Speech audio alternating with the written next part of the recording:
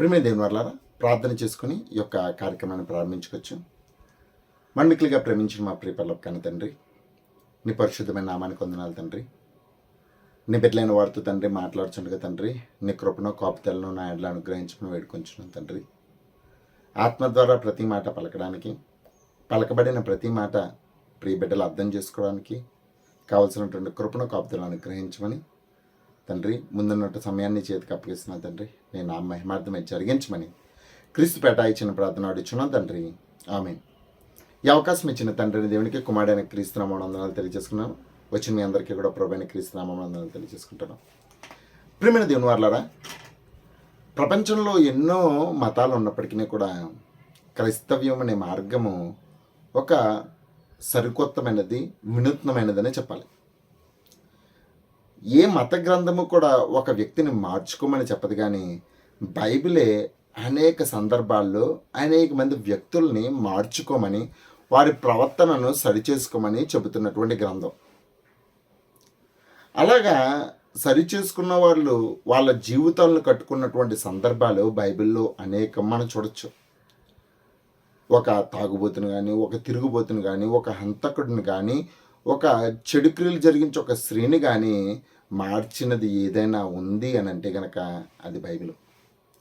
అది ఎప్పుడు సాధ్యము అని అంటే కనుక వ్యక్తి తన జీవితాన్ని క్షుణ్ణంగా పరిశీలన చేసుకొని దీన్ని నడిపించే, అంటే దీన్ని ఉద్ధరింపజేసేవాడు ఎవడా అని కనుక్కుంటే వాళ్ళందరికీ కనిపించే ఒక వ్యక్తి యేసుక్రీస్తు వారు.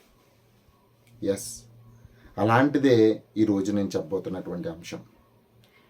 ఆనాటి కాలంలో మొదటి శతాబ్దంలో యేసుక్రీస్తు వారు చనిపోయి తిరిగి లేచిన తర్వాత సంఘాన్ని బలపరుస్తూ, అపోస్తులను బలపరుస్తూ, పరిశుద్ధాత్మ వచ్చిన తర్వాత అనేక చోట్ల క్రీస్తును గూర్చినటువంటి, పునరుద్ధానంను గూర్చినటువంటి సంగతులు అనేకం ప్రకటింపబడుతున్నాయి. సంఘం బలపడుతున్నటువంటి సమయంలో దీన్ని ఎలాగైనా సరే అంతమొందించాలని చెప్పేసి కొంతమంది కుట్రలు పన్నారు. దానికి కొంతమంది యవనస్తులు యాడయ్యారు. అలా యాడైన వారిలో ప్రధానమైన వాడు సౌలు. సౌలు ఎలాంటి వాడు అని అంటే కనుక ఇజ్రాయేలులకు సంబంధించిన వాడు, బెన్యమీను గోత్రికుడు, రోమీయుడు. అతను ఏం చేశాడంటే కనుక సంఘాన్ని అపరిమితంగా హింసించాడు. ప్రియమైన వాళ్ళరా, ఎంతలాగా హింసించాడంటే కనుక ఎక్కడ క్రైస్తవులు అనబడిన వాడు పిలబడుతున్నారో, ఎక్కడైతే క్రీస్తుని గురించి ప్రకటిస్తున్నారో, ఎవరైతే ప్రకటిస్తున్నారో వాళ్ళందరినీ వెతుక్కుంటా వెళ్ళి వాళ్ళందరినీ చంపేంత వరకు కూడా ఆయన మనశ్శాంతిగా లేడు. ప్రియమైన వాళ్ళరా, పగలనక రాత్రనక అనేకమైనటువంటి కొత్త పద్ధతులు కనుక్కొని బహిరంగంగా అయితే బహిరంగ, ఏ ఇంటిలో అయితే చొరబడి ఈ యొక్క క్రీస్తుని గురించి ప్రకటిస్తున్నారో ఆ ప్రకటించిన వారి ఇంటికి వెళ్ళి ఆ ఇంట్లో వాళ్ళందరినీ చొప్పించి బయటికి లాగి వాళ్ళందరినీ కూడా హింసించినటువంటి హింసకుడు ఎవరనంటే సౌలు. ఇలాగ సౌలు హింసించడం మొదలుపెట్టి దమస్కు పట్టణానికి వెళ్తున్నాడు. ప్రియమైన వాళ్ళరా, అంటే ఈయన హింసను తట్టుకోలేక చాలామంది వేరే ఊర్లు వెళ్ళిపోయారు, వేరే ప్రాంతాలకు వెళ్ళిపోయారు. అలాగ వెళ్ళిపోయిన క్రమంలో కొంతమంది దమస్కులో ఉన్నారని తెలిసిందన్నమాట. ఈ దమస్కులో ఉంటున్న వాళ్ళని కూడా హింసించడానికి పెద్దల చేత, అంటే మత పెద్దల చేత ఈడ అధికారం పొంది ఇదిగో వాళ్ళందరినీ హింసించడానికి దమస్కుకు వస్తున్న సందర్భంలో ప్రభు అయినటువంటి యేసుక్రీస్తు వారి ప్రత్యక్షత సౌలుకి అర్థమైంది. ప్రియమైన వాళ్ళ, సౌలుకి యేసుక్రీస్తు వారి యొక్క ప్రత్యక్షత అనుగ్రహింపబడింది. అనుగ్రహింపబడిన తర్వాత అతను ఎంత తప్పు చేశాడో అనేది అతనికి అర్థమైంది. ప్రియమైన వాళ్ళరా, ఎందుకనంటే కనుక అంతలా హింసించింది, అంతలాగా బాధ పెట్టింది, అంతలాగా చేసింది ఏంటంటే కనుక అతను నమ్మకపోవడం వల్ల లేఖనాలని, అంటే అంతకు ముందు ఉన్నటువంటి లేఖనాల యొక్క సందర్భాలను అతను అర్థం చేసుకోలేక అటువంటి క్రియ జరిగించాడు. అందుకని చెప్తున్నాడు అతను ఎలాంటి వాడని చెప్పేసి అతని గురించి స్టేట్మెంట్ ఇస్తున్నాడు. ప్రియమైన వాళ్ళ, తిమోతికి రాసినటువంటి మొదటి పత్రిక 1వ అధ్యాయము 12 నుంచి మనం చూసుకున్నట్లయితే తన గురించి తాను చెప్పుకున్నాడు. పూర్వం నేను ఎలా ఉండేవాడిని అంటే కనుక, అంటే క్రీస్తుని నమ్ముకోకముందు నేను ఎలా ఉండేవాడిని అంటే దోషకుడును, హింసకుడును, హానికరును. ఎలాగనంటే కనుక చాలా దారుణంగా సంఘాన్ని హింసించినటువంటి వ్యక్తి. అంటే క్రైస్తవ్యానికి హింస అనేది సాధారణమైనదే. ఎందుకనంటే కనుక యేసుక్రీస్తు వారు భూమి మీద బ్రతుకున్న కాలంలోనే ఆయన ముందే చెప్పేశాడు, ఏమని చెప్పాడనంటే కనుక, ఇదిగో నన్ను హింసించిన ప్రతివాడు తాను దేవునికి ఏదో సేవ చేస్తున్నానని, అంటే దేవునికి సేవ చేస్తున్నానని కూడా కాలం వస్తుందని చెప్పేసి అని అన్నాడు. అంటే మనల్ని కానీ, అంటే క్రైస్తవులను కానీ దేవుని పేరట అనేక మంది వచ్చి ఇదిగో క్రైస్తవ్యానికి హింస కలగజేస్తారు. ఆయనను చెప్పాడు దేవుడు, ధైర్యం తెచ్చుకోండి, నేను లోకాన్ని జయించున్నాను. ఎవరికైతే ఈ యొక్క వాక్యము అందాలో వాళ్ళకి అందించాల్సినటువంటి బాధ్యతను ప్రభు అయినటువంటి యేసుక్రీస్తు వారు అపోస్తులకు అప్పచెప్పారు. వెళ్ళిపోతూ వెళ్ళిపోతూ తరాల వెంబడి అలాగా నేటికి కూడా క్రైస్తవ్యం. అదే హింస, ఆ హింసల తర్వాత అనేక మంది క్రైస్తవ్యంలోకి రావడం. ఎందుకనంటే కనుక క్రైస్తవ్యానికి ఉన్నటువంటి అతి ప్రాముఖ్యమైనది ఏంటంటే కనుక సత్యాన్ని స్థాపించడమే. ఎందుకు ఇతను ఎలా చూశాడనంటే కనుక, ఇదిగో పూర్వం హింసకుడును దోషకుడును హానికరునైన నన్ను తన ప్రత్యక్షత వలన నాకు పరిచర్యను అప్పగించాడు. తన పరిచర్యకు నమ్మకమైన వాడిగా పౌలును ఏర్పాటు చేసుకున్నాడు. ప్రియమైన వాళ్ళరా, ఎలా అంటున్నాడు, నన్ను బలపరిచిన మన ప్రభు అయిన క్రీస్తు యేసు కృతజ్ఞుడైనను, తెలియక అవిశ్వాసం వలన చేసేతను గనక కరుణింపబడితని. చూడండి, చాలామంది తెలియక, అంటే నేటి కాలంలో కూడా క్రైస్తవ్యం మీద హింసలు జరుగుతున్నాయి. వాళ్ళకి క్రైస్తవ్యం గురించి పూర్తిగా తెలియదు, దాని మీద పూర్తి అవగాహన లేదు, వారు నమ్ముకున్న దాని మీద కూడా పూర్తిగా అవగాహన లేదు. దేన్ని కూడా ఆలోచించకుండా చాలామంది క్రైస్తవుల మీద, సువార్తలు చేస్తున్న వారి మీద దాడిని చేస్తున్నారు. ప్రియమైన వాళ్ళరా, ఒకసారి ఆలోచించారా, వాళ్ళు చేస్తుంది కరెక్టా అని నిశ్చితంగా వాళ్ళు ఒక్కసారి పరిశీలించగలిగితే వాళ్ళకి అర్థమవుతుంది వాళ్ళు చేస్తుంది ఎంత తప్పో. వాళ్ళు నమ్మలేదు కాబట్టి దీన్ని తప్పని అంటున్నారు. కాకపోతే దాన్ని ఒకసారి అనుభవంగా రుచి చూసి దాంట్లో ఉన్న సంగతులను గ్రహించిన వాడు దీన్ని అస్సలు వద్దంట. ప్రియమైన వాళ్ళు, అందుకనే సౌలుగా ఉన్నటువంటి సందర్భంలో పౌలు గారు ఇదే విధమైనటువంటి ధోరణి కలిగి ఉన్నాడు. హింసించాడు, సంఘాన్ని అపరిమితంగా బాధ పెట్టాడు. అయితే చెప్తున్నాడు, తెలియక అవిశ్వాసం వలన చేస్తున్నాడు. తెలియక చేస్తాను నేను, అందుకనే కరుణింపబడ్డాను. చాలామంది నేటి కాలంలో క్రైస్తవ్యం మీద తెలియకనే దాడి చేస్తున్నారు. ఎవరో చెప్పినటువంటి మాటలను విని దాడి చేస్తున్నారు.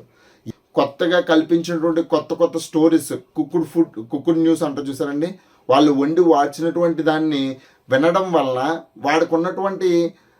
వాడుకున్నటువంటి దురుద్దేశాన్ని ఈ విధంగా బయటపెట్టడం వల్ల చాలామంది ఏం చేస్తున్నారంటే క్రైస్తవ్యానికి రాలేకపోతున్నారు. ప్రియమైన అంటారు, ఒక్కసారి కళ్ళు తెరవండి. ఎందుకు అని అంటే కనుక మనకు కూడా అర్థం చేసుకోవాలి. అందుకని అపోస్తుల కార్యాల్లో పౌలు అంటున్నాడు, అలా హింసించినట్టు పౌలు చాలా హింసలు పడ్డాడు. ప్రియమైన వాళ్ళు, అందుకని చెప్తున్నాడు, ఏమని చెప్తున్నాడంటే అపోస్తుల కార్యంలో 20 అధ్యాయము 19 నుంచి 25 వచనాలు చూసుకున్నట్లయితే ప్రియమైన వాళ్ళరా, ఆయన ఆసియా ఖండానికి వెళ్ళాల్సి వస్తుందన్నమాట. ఆయన ఆసియా ఖండానికి వెళ్ళినప్పుడు అక్కడ ఎన్నో హింసలు పొందుకున్నాడు, ఎన్నో అవమానాలను ఎదుర్కొని వచ్చాడు. ప్రియమైన వల్ల దాంట్లో ప్రథమంగా ఎదుర్కొన్నది ఎవరితోనంటే కనుక తన సొంత వారితోనే ఎదుర్కొన్నాడు. అయినప్పటికీ కూడా క్రీస్తును ప్రకటించడం మానలేదు. ప్రియమైన వాళ్ళరా, అలా వస్తున్నప్పుడు ఆయన ఏది ప్రయోజనకరమైనదని చెప్పేసి బహిరంగంగానే అనేక ప్రాంతాల్లో క్రీస్తుని గురించి ప్రకటించాడు. ఒకవేళ కుదిరితే ఇంటింటికి కూడా వెళ్ళి ఆయన స్వయంగా ఈ యొక్క బాధ్యతను తీసుకొని క్రీస్తుని పరిచయం చేయడానికి అనేకమైన వ్యక్తులు. ఎందుకంటే పౌలు సామాన్యమైన వ్యక్తి కాదండి. ఆయనకి ధర్మశాస్త్రం మీద పూర్తి అవగాహన ఉంది, లేఖనాల మీద పూర్తి అవగాహన ఉంది. అది క్రీస్తునందు ప్రత్యక్షమైనదని అర్థం కాక అవిశ్వాసంతో చేశాడు. ఎప్పుడైతే ఆయన క్రీస్తుని గురించిన పూర్తి సమాచారాన్ని తెలుసుకున్నాడో, దాంట్లో ఉన్నటువంటి సారాన్ని గ్రహించాడో, అప్పుడు లేఖనాలను బట్టించి, పరిశుద్ధాత్మ శక్తిని బట్టించి ఆయన అనేకమైనటువంటి సందర్భాలు బట్టించి సమాజాన్ని ఉజ్జీవింపజేశాడు. ప్రియమైన వాళ్ళరా, ఈ పౌలు మరి ముఖ్యంగా మూడు ఖండాల్లో ఈ యొక్క సువార్త వ్యాప్తికి పానుకున్నాడు. ప్రియమైన వాళ్ళరా, 3 ఖండాలను ప్రభావితం చేసినటువంటి వ్యక్తిగా పౌలును మనం చూడొచ్చు. ప్రియమైన వాళ్ళరా, ఆడు చెప్తున్నాడు, సాధ్యమైతే ప్రతి బహిరంగంగాను ఇంటింటినో తెలివి చేయటకును బోధించటకును దేవుని ఎదుట మారు మనసు పొంది మన ప్రభువైన యేసునందు విశ్వాసం ఉంచవలనని యూదులకును గ్రీకు దేశస్తులకును ఎలాగు సాక్షి అయి ఉండునో ఇదంతా మీకు తెలియను. అటు ఇశ్రాయేలులో అవనే, యూదులు అవనండి, ఇటు అన్యజనులు అవనండి, గ్రీక్ దేశస్తులు అంటే అన్యజనులు అందరికీ కూడా మీరందరూ కూడా మారు మనసు పొందాలి. మారు మనస్సు అనేది ఎందుకు అవసరం అంటే అండి, ప్రపంచానికి ఉన్నటువంటి అత్యంత పెద్ద ప్రాబ్లం ఏదన్నా ఉందంటే కనుక అది పాపం. ప్రియమైన వాళ్ళరా, ఏమంటే ఇప్పుడు జరుగుతున్నటువంటి ప్రస్తుతపు సందర్భాల్లో ఎక్కువగా జరుగుతుంది ఏంటంటే పాపమే. చాలామంది పాపం లేదని అంటారేంటి, మనిషిని పట్టి పీడిస్తుంది, దాస్యంలో తొక్కుతుంది. ఏదన్నా ఉందంటే అది పాపమే ప్రియమైన వాళ్ళరా.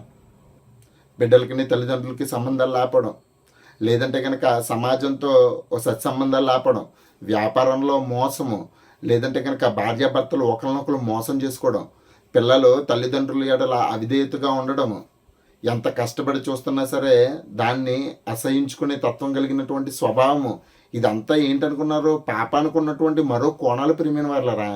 ఇది ఏంటంటే సమాజంలో ఎక్కువైపోయేటప్పటికి ఇది సామాన్యం అయిపోయింది, సహజం అయిపోయింది అన్నమాట.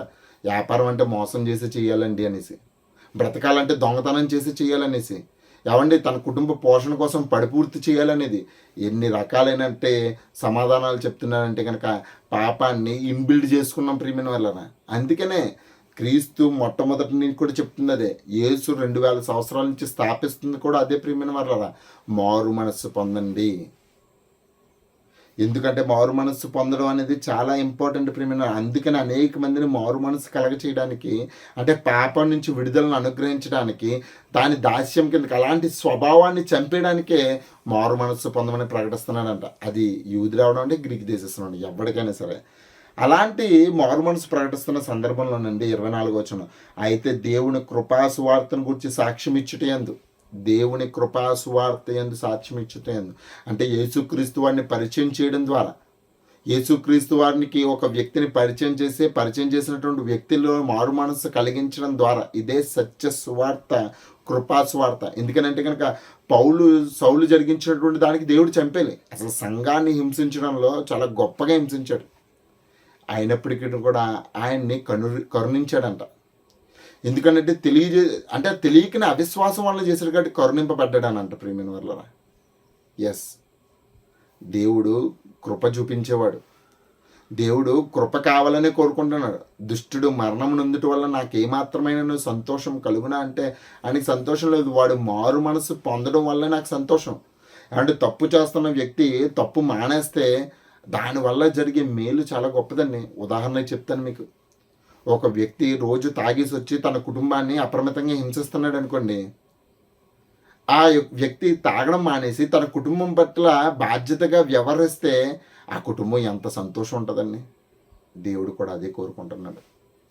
మనము వ్యసనాలకి, శరీర సంబంధమైనటువంటి కోరికలకుని మన జీవితాన్ని పణంగా పెట్టేసి మనకి ఏదో తక్కువైందేమో అనుకుని లేని దానికోసం పరుగులు తీస్తూ ఉన్నదానితో సంతోషంగా ఉండక ఇదిగో నీ యొక్క జీవితాన్ని పాడు చేసుకుంటున్నా చూసా, అలాంటి స్వభావాన్ని మానేసుకో.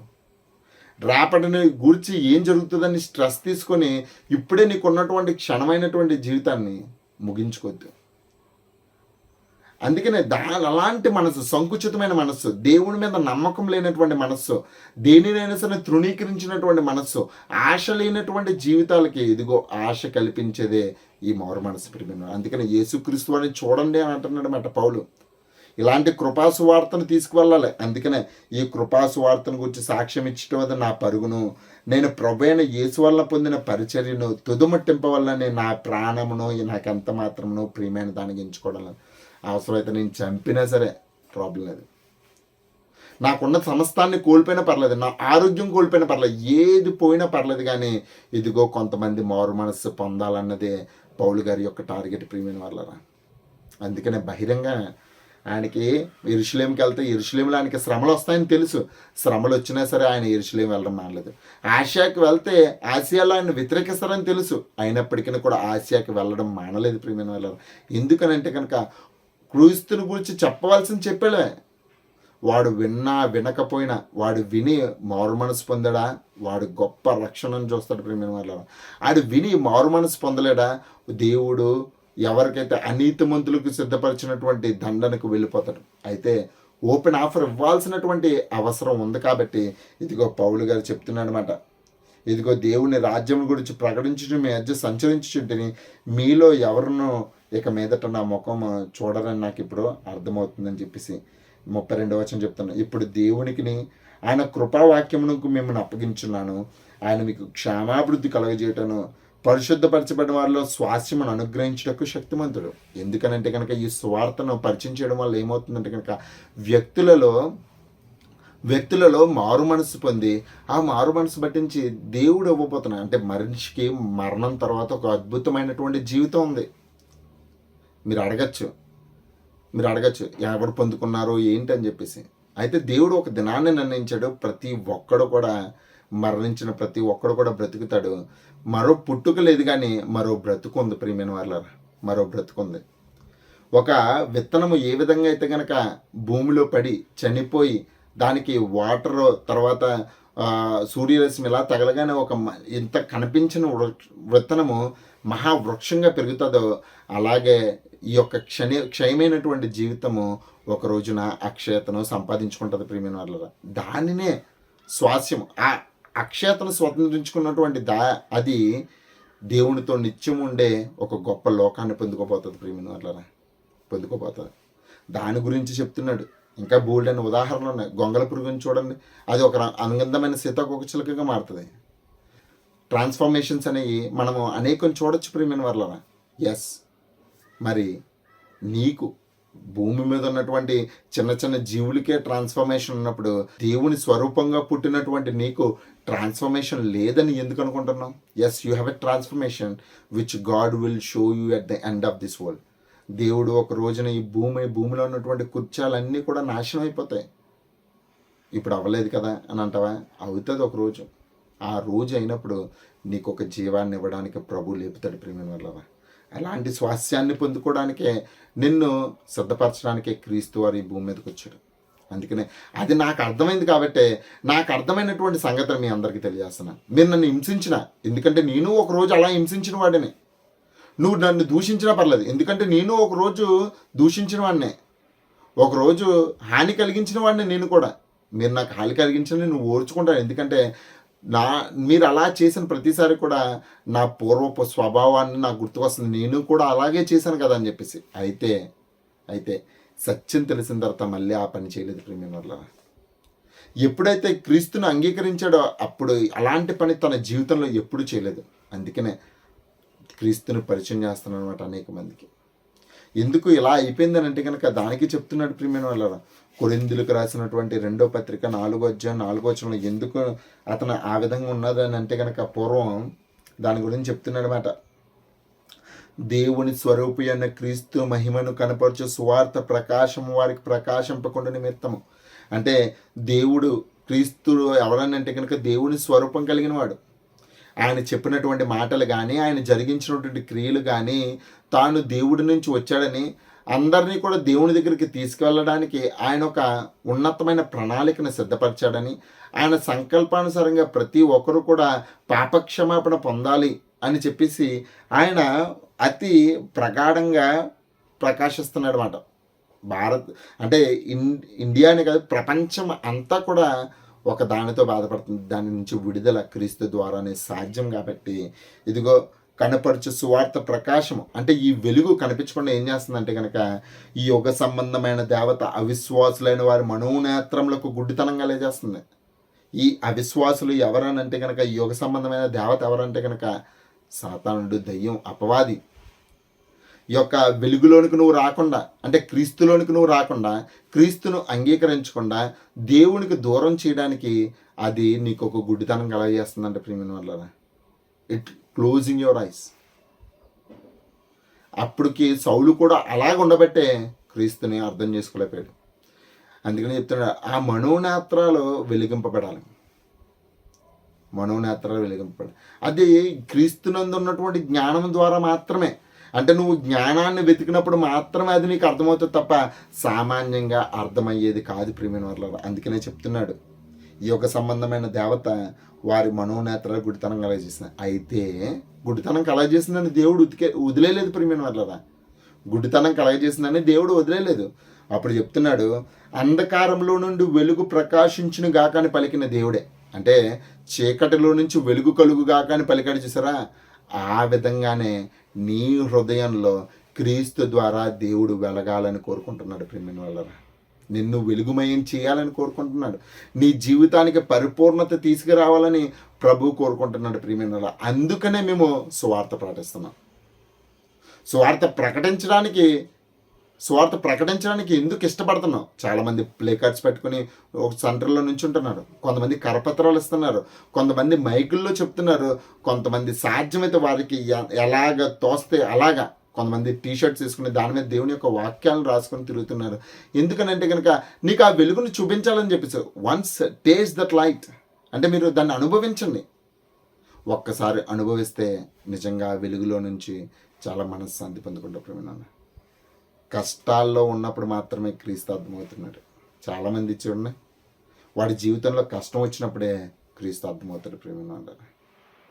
సంతోషంలో ఉన్నప్పుడు చాలామందికి క్రీస్తు అర్థం కావడం లేదు. ఎందుకనంటే కనుక వాడుకున్నది ప్రజెంట్ ఉన్నటువంటి స్థితి పట్టించి వాడికి అర్థం కాలేదు. కష్టాలు వచ్చినప్పుడే జీవితం యొక్క విలువ తెలుస్తుంది.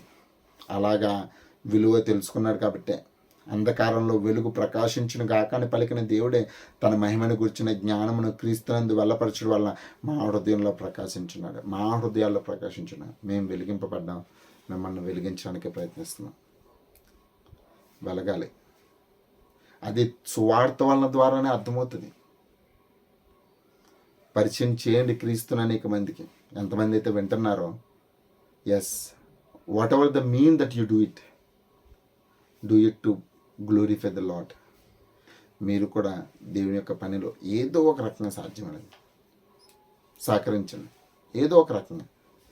ప్రియమైన వాళ్ళరా, అందుకనే పౌలు చెప్తున్నాడు అన్నమాట అపోస్తుల కార్యంలో 26వ అధ్యాయంలో ఎందుకు ప్రభు నన్ను ఎన్నుకున్నాడంటే దాని గురించి చెప్తున్నాడు.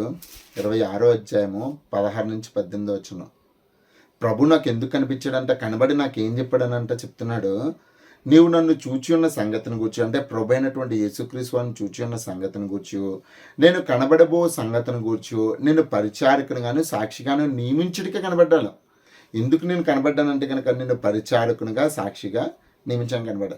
నీవు లేచి నీ పాదములు మోపి నిలుపుము, నేను ఈ ప్రజల వలనను అన్యజనుల వలనను హాని కలగకుండా నేను కాపాడదాను. ఇదిగో నిన్ను అనేక మంది దగ్గరికి పంపిస్తాను, వాళ్ళ వల్ల నీకు ఎటువంటి హాని కలగకుండా నేను చూసుకుంటాను. ఎందుకనంట వారు చీకటిలో నుండి వెలుగులోనికి, అంటే అంధకారమయమైనటువంటి హృదయాలు, మూసుకుపోయినటువంటి హృదయాలు, ఆశ లేనటువంటి హృదయాలకు వెలుగులోనికి నడిపించడానికి, అంటే ఒక కిరణంలా ఉండడానికి, వెలుగులోనికి సాతాను అధికారం అంటే బందికారం నుంచి, వ్యసనాల్లో నుంచి, తన యొక్క కుటుంబాన్ని పాడు చేసుకునే దాని మీద, తన శరీరాన్ని పాడు చేసుకుని ఈ సమాజాన్ని పాడు చేసే అలాంటి సాతాను అధికారం నుంచి దేవుని వైపునకు తిరిగి నా యందలి విశ్వాసము చేత పాపక్షమాపణ పొందుటకును పరిశుద్ధపరచబడి వాళ్ళు స్వాస్యం పొందుటకును వారి కన్నులు తెరిచుటకే నేను నిన్ను వారి యొద్దకు పంపెదనని చెప్పాను. ఎస్, పౌలు గారు అదే పని చేస్తున్నారన్నమాట. తనకి ఏదైతే ప్రభు బాధ్యతగా అప్పగించాడో అప్పగించిన దాన్ని బట్టించి ఇదిగో చీకట్లో ఉన్న వారికి వెలుగులోకి, సాతాను అధికారం కింద ఉన్నవాడికి అంటే దేవుని వైపునకు తిప్పి అనేక మందిని బలపరచడానికే ఇదిగో పౌలు గారు ఈ సువార్తను ఎన్నుకున్నాడు. ప్రియమైన వల్ల మీకు ఇప్పుడు అర్థం కాకపోవచ్చు. చాలామంది దీనిని అవహేళన చేయొచ్చు, వ్యంగ్యంగా మాట్లాడచ్చు సువార్తను గురించి. Doesn't care. నశించుచున్న వారికి సిలువను గురించిన వార్త వెర్రితనంగా ఉండదు, కానీ రక్షింపబడుచున్న మనకైతే అది దేవుని శక్తియే ఉంది. ప్రియమైన వాళ్ళరా, ఆ సిలువలో ఆయన చనిపోకుండా ఉండుంటే కనుక, ఆ సిలువలో ఆయన ప్రాణం పెట్టకుండా ఉండుంటే కనుక మన జీవితాలు ఎలా ఉండేవి కాదు. ఒకసారి గమనించండి. మనిషి ఇంకా పాపపు దాస్యంలోనే ఉండిపోయేవాడు, విడుదల లేక నశించిపోయేవాడు. ప్రియమైన వాళ్ళరా, అందుకనే చెప్తున్నాడు దేవుని గురించినటువంటి జ్ఞానం అవసరం. క్రీస్తుని పరిచయం చేయడం వల్ల మనిషికి ఏం కలుగుతుంది అంటే కనుక తిమోతికి రాసిన పత్రికలో చెప్తున్నాడు. సువార్తను లేదంటే కనుక క్రీస్తును పరిచయం చేయడం వల్ల 2 తిమోతి 1వ అధ్యాయము 9-10 వచనం. మన క్రియలను బట్టి కాక తన స్వకీయ సంకల్పం బట్టి అనాది కాలముననే క్రీస్తు యేసునందు మనకు అనుగ్రహింపబడినది, క్రీస్తు యేసును మన రక్షకుని ప్రత్యక్షత వలన బయలుపరచబడినదినైనా తన కృపను బట్టి మనల్ని రక్షించి పరిశుద్ధమైన పిలుపుతో ఆయన మనల్ని పిలుచును. కాబట్టి ప్రతి ఒక్కడు కూడానండి దేవుని దగ్గరికి చేరాలంటే క్రీస్తు ద్వారా మాత్రమే సాధ్యమట. అందుకనే అంత్యదినములందు ప్రత్యక్షమయ్యి మనల్ని దేవుని దగ్గరికి చేస్తున్నాడు. ప్రియమైన ఆ క్రీస్తు యేసు మరణమును నిరర్ధకము చేసి, అంటే చావు అనే దాన్ని తీసివేసి, అంటే చావు భయము నుంచి తీసివేసి నీకు ఏం కలిగిస్తున్నాడంట? జీవమును అక్షయతను సువార్త వలన వెలుగులోకి తీసాను. అంటే చావు లేని దాన్ని, అమరత్వాన్ని, గొప్పది, మంచిదాన్ని పరిచయం చేయడమే సువార్త ప్రియమైన వల్ల. ఆ సువార్తను మేము చెప్పేది కూడా అదే. మనిషి జరిగిస్తున్నటువంటి పాపము, దానివల్ల వచ్చే పర్యావసానము, పర్యావసానానికి విడుదల, విడుదల నుంచి రక్షణ. ఇదే క్రైస్తవ్యం సమాజానికి నేర్పిస్తుంది.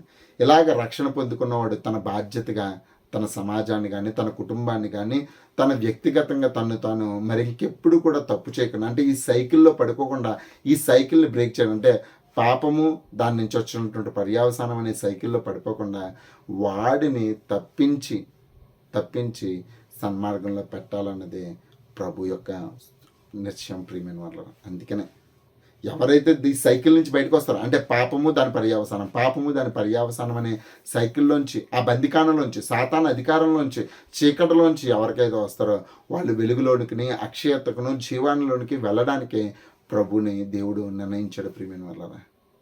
ఎస్, ఇది మనందరికీ అవకాశం. మీలో ఎంతమంది అయితే ఈ వాక్యం వింటున్నారో, మీలో ఎంతమందికి అయితే ఈ యొక్క సంగతులు మీకు అర్థమవుతున్నాయో, కంపల్సరీ ఫాలో ఇట్. క్రీస్తుని అంగీకరించడానికి, క్రీస్తు చెప్పినటువంటి మాటల ప్రకారం బ్రతకడానికి వెనుకడుగు వేయొద్దు. ఎందుకంటే సత్యం మమ్మల్ని స్వతంత్రంగా చేస్తుందన్నాడు. ఏంటా సత్యం అని అంటే కనుక ఇదిగో యోహాను సువార్త 17 చెప్తున్నాడు, సత్యమందు వీరిని ప్రతిష్ఠ చేయము, నీ వాక్యమే సత్యము. యేసుక్రీస్తు వారు చెప్పినటువంటి మాటలే సత్యం ప్రియమైన వారలారా. సత్యం. ఈ సత్యంలో నిలబడాలి ఉండాలంటే కనుక కంపల్సరీ మీకు దేవుడి సహాయము చాలా అవసరం. ఎందుకంటే సమాజాన్ని చూస్తున్నప్పుడు మనకి మంచి చేయాలన్న ఆలోచన రాదు. సమాజాన్ని చూస్తున్నప్పుడు మనము దేవుని యొక్క చిత్తాన్ని జరిగించలేం. అందుకనే మనిషిని చూడొద్దు, దేవుణ్ణి చూడండి. మనిషిని చూడొద్దు, దేవుణ్ణి చూడండి. మనిషిని చూడొద్దు, దేవుని చూడండి. ఎందుకు ఇన్నిసార్లు చెప్తున్నానంటే కనుక, మనిషిని చూస్తే నీకు మోసం గుర్తొస్తుంది, దేవుణ్ణి చూస్తే నీకు క్షమా గుర్తొస్తుంది ప్రేమ వల్ల. సౌలు క్షమింపబడ్డాడు, అందుకనే దేవుని పరిచారకుడిగా మార్చబడ్డాడు. ఎస్, నేను క్షమింపబడ్డాను, పరిచారకుడిగా మారబడ్డాను. మీరు క్షమింపబడతారు, మీరు పరిచారకులుగా మారండి. ఎస్, క్రీస్తు చెప్తుంది అదే. రాబో ఉగ్రత నుంచి తప్పించువాడైనటువంటి క్రీస్తు వైపుకు మిమ్మల్ని అందరికీ అదే సువార్త. If you don't accept it, that's your choice. We are not force you, but one day you will regret for what your decision you have taken. మీరు ఒకరోజు మీరు తీసుకున్న నిర్ణయానికి మీరు బాధపడాల్సి వస్తే కనుక ఒకసారి గమనించండి. మనకు ఉన్నటువంటి ఈ పాపపు అనే సర్కిల్లో నుంచి జీవం అనే సర్కిల్లోకి మీరు అందరూ దాడతారని ఆశిస్తూ ఈ నా మాటల్ని ముగిస్తున్నానండి. చిన్న ప్రార్థన చేసుకోవచ్చు.